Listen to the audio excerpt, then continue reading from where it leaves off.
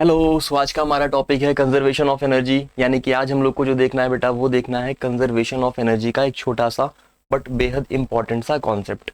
ये बहुत बेसिक है, बहुत कॉमन है, लेकिन ये बहुत पूछा जाता है और ये ना सिर्फ आपको क्लास 10th में बल्कि आगे भी क्लासेस में काम में आता है।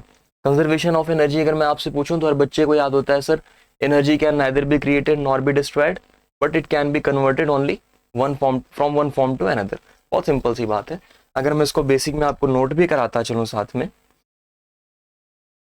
तो देखिए आपने क्या सीखा कि सर एनर्जी जो होती है उसको हम क्रिएट और डिस्ट्रॉय नहीं कर सकते। Energy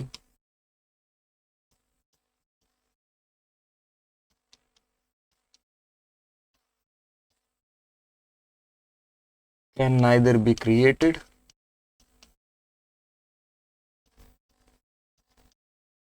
nor be destroyed. ये आप सबको पता होता है कि एनर्जी को क्रिएट और डिस्ट्रॉय नहीं किया जा सकता। ऑफ एनर्जी बताता है it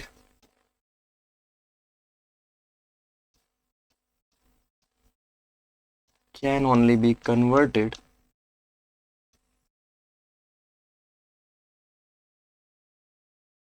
from one form to another.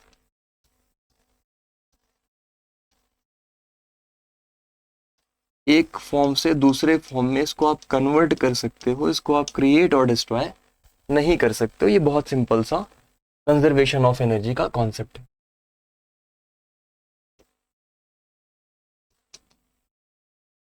According to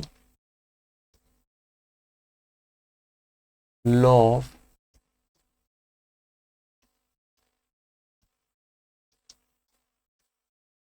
conservation of energy.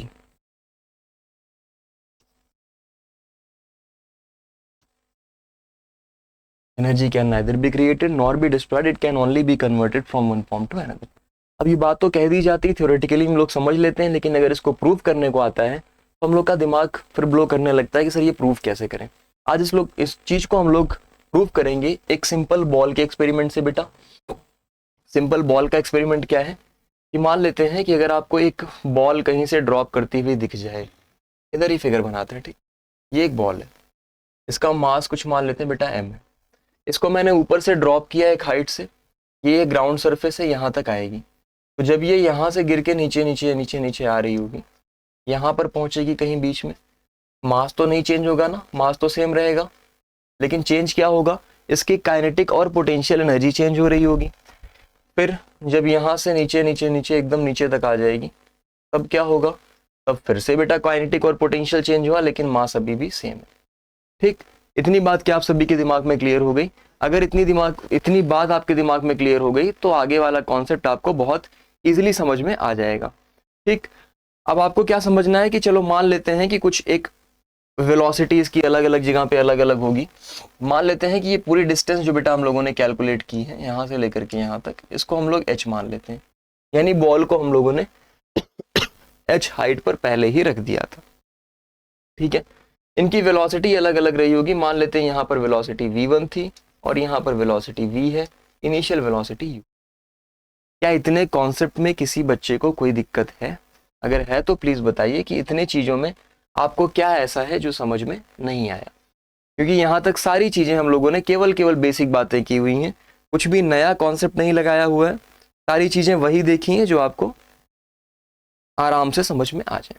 ठीक है, अब बात आती है कि सर ये चीजें अगर हमारे समझ में आ गई तो इसको प्रूफ कैसे करें। मान लो बेटा इस डिस्टेंस को हम लोग मान लेते हैं x, तो आप मुझे बताइए नीचे वाली डिस्टेंस कितनी हो जाएगी। सिंपल सी बात है सर, h माइनस एक्स। भाई पूरी पूरी डिस्टेंस को मैंने क्या माना था, h। अगर इतने को मैंने x माना तो नीचे वाला क्या हो गया, h माइनस एक्स। क्लियर बात? तो इस चीज को आपको लिख के दिखाना होता है। इन चीजों को अगर आप सॉल्व कर रहे हैं तो आपको लिख के दिखाना होता है कि लेट अ बॉडी, इस चीज को बेटा मैं इधर लिख दे रहा हूं, नहीं तो प्रूविंग करने में जगह कम पड़ती है। हमने लिख लिया कि लेट, अपने वर्ड्स में आप लिख सकते हैं, कोई याद करने की जरूरत नहीं है। एक बॉडी है जिसका मास है m,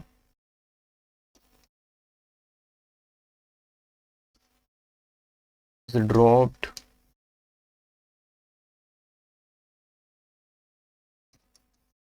फ्रॉम हाइट h, ठीक, h हाइट से हम लोगों ने ड्रॉप किया है, और हैविंग इनिशियल वेलोसिटी बताइए कितनी है, u, भाई u तो वैसे भी 0 होगा, रेस्ट से ड्रॉप किया गया है, initial velocity u equals to 0, attains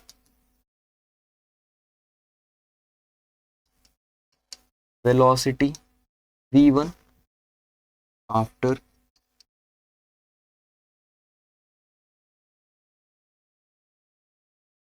covering distance x, x distance जब कवर कर लेता है तो उसकी वेलोसिटी v1 हो जाती है, ठीक है।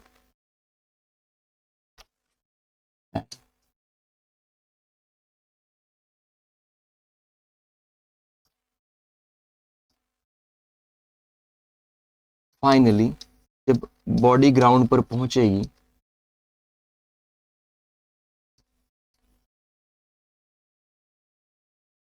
reaches the ground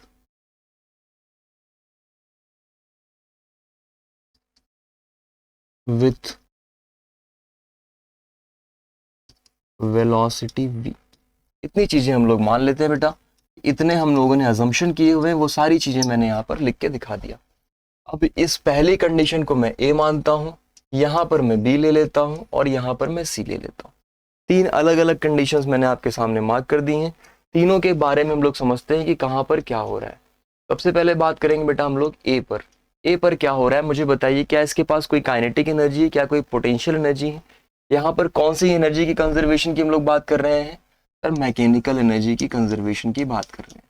तो मैकेनिकल के लिए क्या चाहिए होता है? काइनेटिक और पोटेंशियल एनर्जी चाहिए होता है। आप मुझे एक सिंपल सा बताएंगे कि क्या कोई काइनेटिक एनर्जी ए पर है?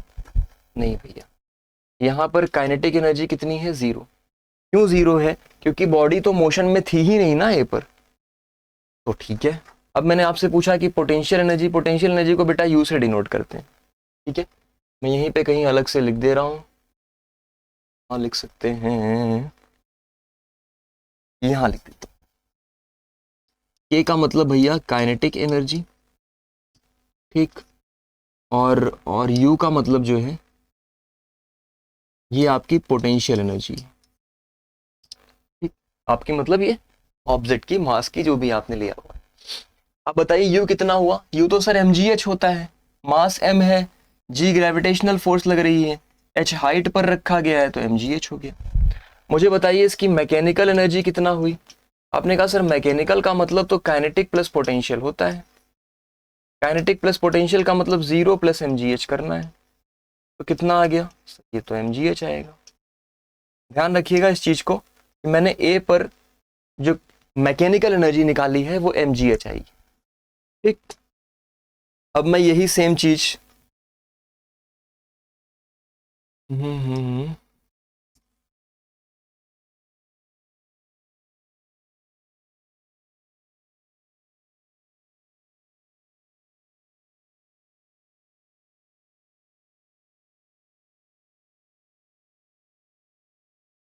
बी पर करने वाला हूं और फिर यही सेम चीज मुझे सी पर करना है।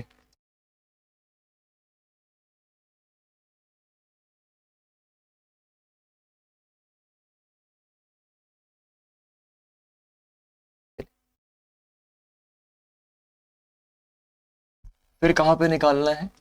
फिर आपको बी पर निकाल। बी पर बताइए क्या हो रहा है? क्या कोई काइनेटिक है? अब आप कहेंगे हाँ सर यहाँ पर तो काइनेटिक भी है, यहाँ पर पोटेंशियल भी है। क्यों काइनेटिक? क्योंकि ऑब्जेक्ट मोशन में है।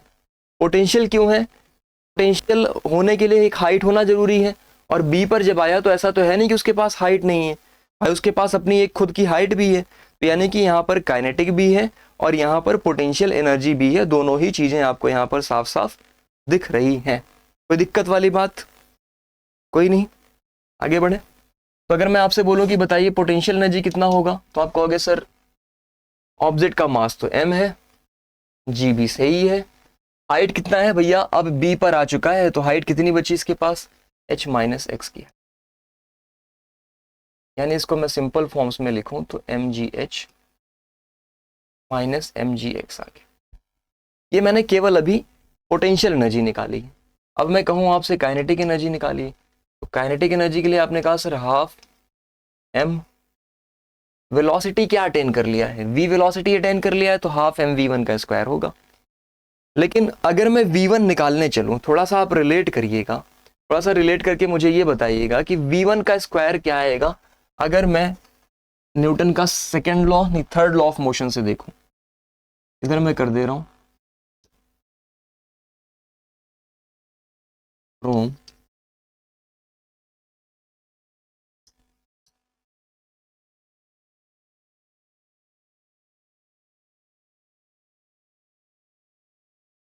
Third law of motion. बताइए थर्ड लॉ ऑफ मोशन क्या कहता है कि सर ये v1 का स्क्वायर जो होता, यानी v square is equals to U square plus 2as होता है। यू स्क्वायर तो जीरो है, 2as करना है सर, हमें 2as करना है ना। तो बताइए a के लिए हम लोग यहाँ पर क्या लेंगे, g लेंगे, क्योंकि g की वजह से एक्सेलरेशन हो रहा है। और s की जगह पे भाई अगर नहीं पता तो यही तो होता है, v square is equals to U square plus 2as। ध्यान रखिएगा, जब ग्रेविटेशनल का टर्म आ जाता है, ग्रेविटी की वजह से एक्सेलरेशन होता है, तो इसी को हम लोग जी एच लिख लेते हैं, हाइट होता है। तो अब यहाँ पर इसके पास हाइट कितनी है, मुझे केवल इतना बता दीजिए, कितनी हाइट है भाई, यहाँ तक आया हुआ है ना, मतलब डिस्टेंस कितनी कवर किया हुआ है, ये चीज ध्यान रखिएगा, ये डिस्टेंस के लिए होता है, ठीक। तो यहाँ पर कितनी डिस्टेंस कवर किया है उसने, एक्स डिस्टेंस कवर किया हुआ है, क्या आ गया जी एक्स। यानी मुझे यहाँ से वी वन स्क्वायर मिल गया 2gx मिला। अब बताइए अगर मैं यहां पर पुट कर देता तो मुझे क्या मिलता कि 1/2 into M into V one square की जगह क्या मिला बेटा, 2gx। ठीक, 2 से 2 कट जाएगा, क्या मिला आपको, mgx। क्लियर बात। अब अगर मैं आपसे कहूं कि काइनेटिक प्लस पोटेंशियल यानी मैकेनिकल एनर्जी मुझे बता दीजिए, तो आप कहोगे सर मैकेनिकल में mgh था माइनस mgx था जो कि पोटेंशियल था, और काइनेटिक भी ऐड कर देंगे तो वो भी mgx आया है। mgx तो कैंसिल आउट हो जाएगा, ये दोनों जब कैंसिल आउट हो जाएंगे बेटा तो क्या बचा आपके पास, आपके पास केवल mgh बचा। और मैंने फिर कहा कि देखिए बी पर भी मैंने वही ला दिया जो ए पर था, मैंने नहीं ला दिया, एक्चुअल में ऐसा होता है, मैंने केवल कैलकुलेशन करके आपको दिखा दिया। अब हम बात करेंगे कहां पर, अब हम लोग देखेंगे बेटा सी पर। चीज को थोड़ा सा साइड कर लेते हैं।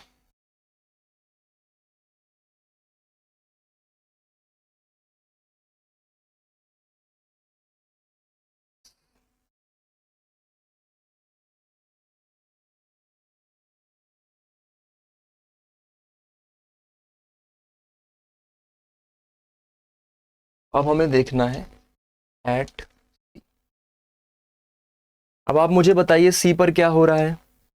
सी पर आ जाइए, सी पर देखिए क्या कोई पोटेंशियल एनर्जी इसके पास होगा एक्चुअल में, भाई पोटेंशियल एनर्जी तो जीरो हो गया ना। जीरो क्यों हो गया, क्योंकि जब ऑब्जेक्ट सी पर पहुंचा तो इसके पास कोई हाइट नहीं है, और पोटेंशियल एनर्जी में क्या चाहिए होता है, mgh। हाइट जीरो मतलब ये पोटेंशियल एनर्जी जीरो, तो सी पर ये तो जीरो हो गया। अब बात करेंगे सर काइनेटिक एनर्जी, पूरी जिम्मेदारी काइनेटिक एनर्जी के ऊपर आन पड़ी। अब आप मुझे बताइए कि अगर इस केस में हम काइनेटिक एनर्जी निकालने जाए, तो आपने कहा sir half M V square, ठीक। मैंने कहा ठीक है हाफ एम वी स्क्वायर तो आ गया, लेकिन ये जो आपका वी स्क्वायर है इसकी वैल्यू अगर मैं रिप्लेस करूं तो क्या कुछ कर सकता हूँ, तो फिर आप कहेंगे हाँ बिल्कुल पॉसिबल।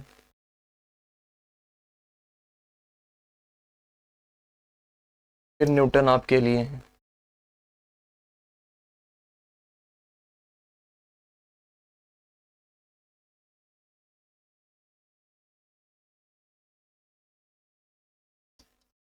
फ्रॉम न्यूटन्स, न्यूटन का थर्ड लॉ ही यूज होता है, ध्यान रखिएगा यहाँ पर। फिर वही V square is equals to U square plus 2gh हो जाता है, मान लो अगर आप टर्म यूज कर रहे हो तो। अब आप मुझे बताओ क्या u जीरो था, मैं स्टार्टिंग की बात कर रहा हूँ, आप कहोगे बिल्कुल आराम से जीरो था, तो क्या मिला 2GH। H क्यों लिया बेटा इस बार? क्योंकि पूरी हाइट कवर हो गई है, H डिस्टेंस कवर हो गया है, ठीक। H पूरा यहां से यहां तक था, और मैंने यहां पर U0 क्यों लिया? क्योंकि स्टार्टिंग में बॉडी 0 पर थी। तो मुझे क्या मिल गया कि सर V स्क्वायर तो 2GH के बराबर आएगा, आएगा। तो अब फिर से मैं अपने पुरानी जो कैलकुलेशन कर रहा था वहां पर आ जाऊंगा। तो मैं क्या लिख सकता हूँ कि जो काइनेटिक एनर्जी होगी वो हाफ mv स्क्वायर की जगह क्या लिख सकता हूँ बेटा?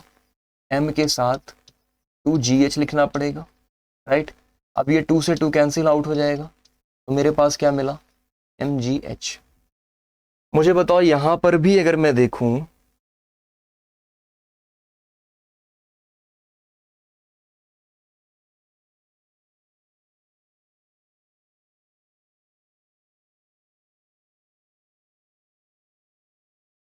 यहां पर भी अगर मैं आपसे कहूं कि बताइए टोटल मैकेनिकल एनर्जी कितना हुआ, तो आप कहोगे सर वही कॉन्सेप्ट यूज करना है। पोटेंशियल कितना था? 0। काइनेटिक कितना था? mgh। तो बताओ दोनों को ऐड करने पे कितना आया? mgh आ गया। यानी मैंने A पर निकाला mgh आया, मैंने B पर निकाला mgh आया, मैंने C पर निकाला mgh आया। तो हम देख रहे हैं कि चाहे बॉडी A पर है, चाहे बॉडी B पर है, चाहे C पर है, उसकी एनर्जी mgh है। और अगर एनर्जी सेम है, इसका मतलब एनर्जी कंजर्व हो रही है। जब बॉडी ऊपर से नीचे आ रही है तो उसकी एनर्जी में कोई चेंज नहीं आ रहा है। ये चीजें आपको ध्यान में रखना है। वो क्या रहा है बेटा? लगातार पोटेंशियल एनर्जी काइनेटिक एनर्जी में कन्वर्ट होती रहती है। जब आपने टॉप पर रखा तो उसकी पोटेंशियल एनर्जी मैक्सिमम थी, जैसे ही वो नीचे आता जाएगा तो उसी पोटेंशियल एनर्जी को काइनेटिक में कन्वर्ट करके वो नीचे आता जाता है। जब ग्राउंड पे पहुंचेगा जस्ट उसके पहले उसकी काइनेटिक एनर्जी एकदम मैक्सिमम हो जाती है और पोटेंशियल एनर्जी 0 हो जाती है ग्राउंड के सरफेस पे टच करते ही। क्योंकि हाइट 0 हो जाती है तो काइनेटिक में पूरा पूरा कन्वर्जन हो जाता है पोटेंशियल का। दूसरी चीज आप ये भी जानते हैं कि पोटेंशियल का कन्वर्जन काइनेटिक में होता है, लेकिन काइनेटिक का किसी और फॉर्म में भी हो सकता है। मतलब काइनेटिक का पोटेंशियल में होता है लेकिन उसके अलावा भी फॉर्म्स हो सकते हैं, बट पोटेंशियल का काइनेटिक के अलावा किसी फॉर्म में कन्वर्जन नहीं होगा। इतने सारे कॉन्सेप्ट आपको दिमाग में बैठाने, ठीक। इसका एक स्क्रीनशॉट ले सकते हैं आप। पूरा कॉन्सेप्ट यहाँ पर आपका क्लियर है। अब इसमें एक चीज मैं ऐड करा रहा हूं। मैंने भी क्या बोला कि काइनेटिक एनर्जी और पोटेंशियल एनर्जी इक्वल हो जा रही है, मतलब कन्वर्जन हो जा रहा है पूरी तरीके से। तो बात तो यही हो गई कि सर काइनेटिक और पोटेंशियल बराबर हो गया। तो काइनेटिक और पोटेंशियल बराबर होने का मतलब है बेटा कि half mv square is equals to mgh हो गया। जब किसी बॉडी की काइनेटिक पूरा पूरा पोटेंशियल में कन्वर्ट हो जाए या पोटेंशियल पूरा पूरा काइनेटिक में कन्वर्ट हो जाए, तब के लिए ये कॉन्सेप्ट है। तो यहाँ पर भैया ध्यान से देखेंगे तो m से m कट जाएगा, यानी v स्क्वायर की वैल्यू आ जाएगी 2gh। या फिर v निकालने के लिए बेटा आप क्या कर लेते हो, अंडर रूट में 2gh। ये भी फॉर्मूला आपके लिए बहुत काम का है। आपको ये पता करनी हो कि फाइनल वेलोसिटी ऑब्जेक्ट कितनी होगी, तो 2gh। जब एक बॉल को हम अपवर्ड थ्रो करते हैं तो वो कितना फाइनल वेलोसिटी अटेन करेगा, जब अपनी पीक पे पहुंचेगा तो उसकी वेलोसिटी ये 2gh के बराबर होगी अंडर रूट। अगर मैं यही चीज आपसे h पूछ लेता कि बेटा बताओ h कितना होगा, तो आप बोलते हैं कि sir v square upon 2g। यानी एक बॉडी को अगर आपने अपवर्ड थ्रो कर दिया तो वो कितना फाइनल हाइट अटेन करेगा, वो बेटा इस फॉर्मूले से आप निकाल सकते हैं। क्लियर? दो छोटी छोटी सी बातें थी जो आपको जानना जरूरी था। अब अभी तक जो आपने काइनेटिक और पोटेंशियल एनर्जी के बारे में कॉन्सेप्ट देखा, उसका एक ग्राफ भी आता है।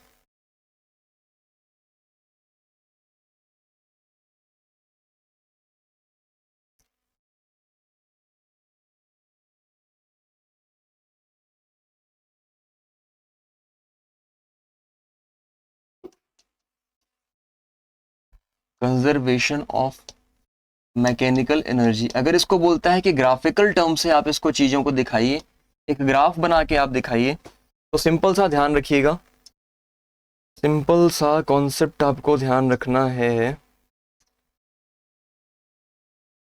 अरे ये लाइन नहीं चाहिए भैया।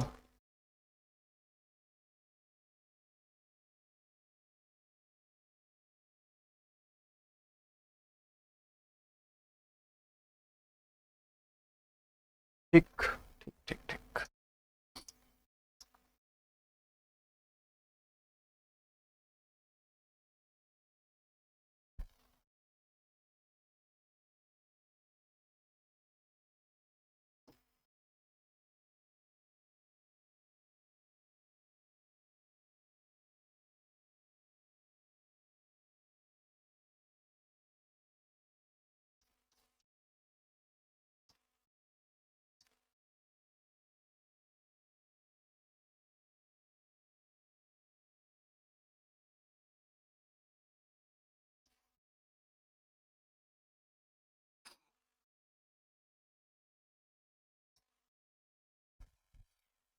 ये एक्स एक्सिस और ये वाई एक्सिस।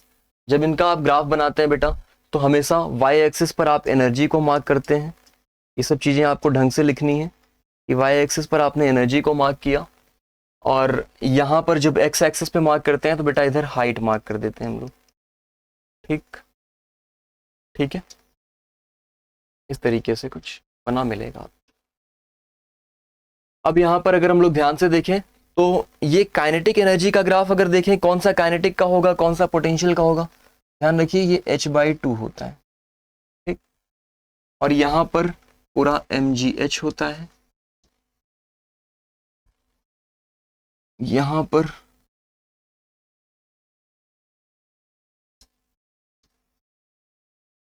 थोड़ा सा इनको करना पड़ेगा बगल।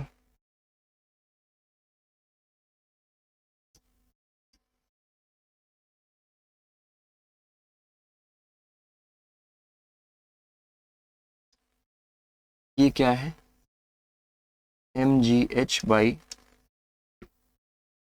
ठीक, यहाँ पे एनर्जी आधी है, यहाँ पे पूरी पूरी mgh एनर्जी। ठीक, तो अगर आप ध्यान से देखें, मुझे बताएं काइनेटिक एनर्जी का ग्राफ कौन सा होगा। आप बोलेंगे सर जैसे जैसे हम लोग हाइट को बढ़ाते जाते हैं, जैसे जैसे हम लोग क्या कर रहे हैं, हाइट को बढ़ाते जा रहे हैं, तो काइनेटिक एनर्जी बेटा बढ़ेगी या घटेगी।